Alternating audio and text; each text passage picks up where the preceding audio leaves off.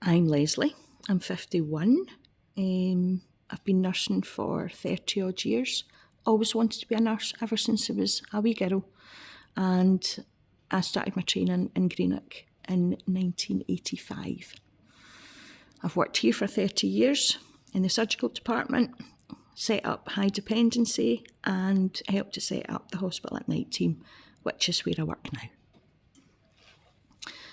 I became unwell last February. I was diagnosed with Crohn's disease and then ended up in the RAH with multiple PEs secondary to a flare of my Crohn's. So I was here for a week in a single room. Being a patient is not a nice experience.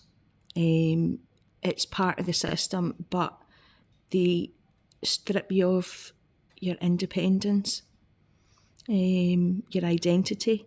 You know, as soon as you get that name band on, you're part of the system. And that was the big transition for me. I felt fine in A&E until they put the name band on and I thought, wait a minute, I'm staying here. I'm not going home. I'm staying here. And I'm suddenly not part of the bigger picture. You know, I'm suddenly a patient in a ward and I don't know what's going on. I don't know what's going on with my family. I don't know what's going on outside. How's my colleagues at work? I'm suddenly a patient, and I think that was the big thing for me.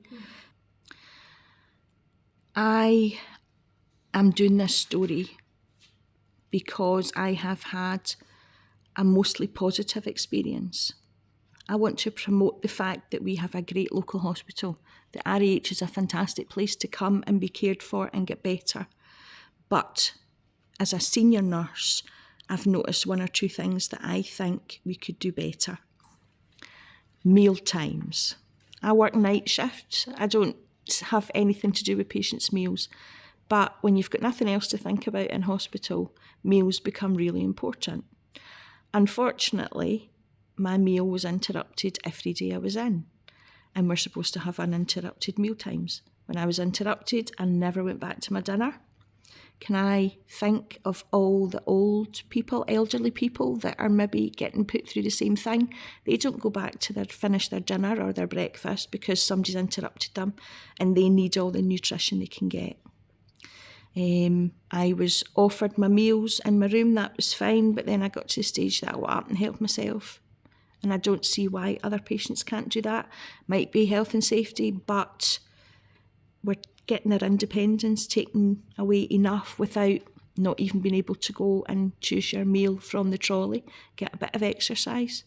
Meal choice was mostly fine, but chicken curry, vegetable soup, beans, not a good choice for somebody with Crohn's disease. So I kind of lived on baked potatoes. Often wanted more than one filling, but apparently you're not allowed. So it was either tuna or cheese. I could never have both, which was a bit disappointing. I know that we've got a tight budget, but medical care was second to none. Everything was explained to me. The doctors visited every day. Nursing staff, despite the fact I was a senior member of staff, never had a problem coming to speak to me, coming to visit me. Point I'm trying to make is, although I was in a single room and I thought I was going to have some degree of privacy, actually I didn't. Staff were in and out all the time.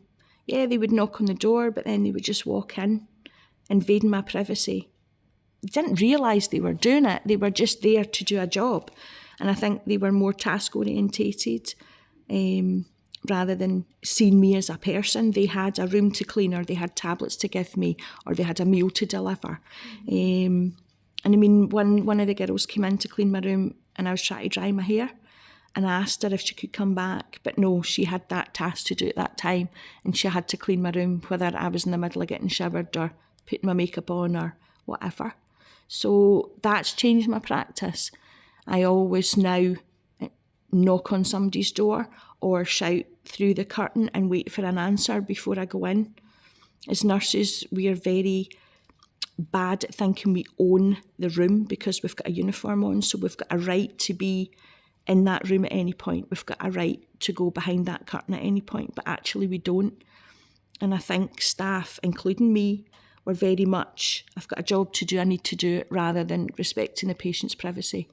My son actually said to me this morning it would be exactly like somebody just keeping coming in and out your front door and coming in and out your house because it's your space. And that's absolutely true. You know, patients need their own space. And in a 6-bedded room, they've got very little space. They've just got those curtains. They don't even have a door to close. So that must be respected, which I think we forget because we're so busy doing the task in hand. I've talked about some of them, but one of the big things that upsets me is patients not being called by their name. I don't mean when the nurse is one-to-one with them, but you hear up the ward, room 2, bed 4 is looking for a drink of water, or 2-6 is looking for a painkiller. Why can't we call patients by their name, or even say the patient in room 2? We lose enough of our identity coming in and getting a name band put on us and having to follow a routine that the hospital makes for us. But we need to be patient-centred. We need to remember that these are people.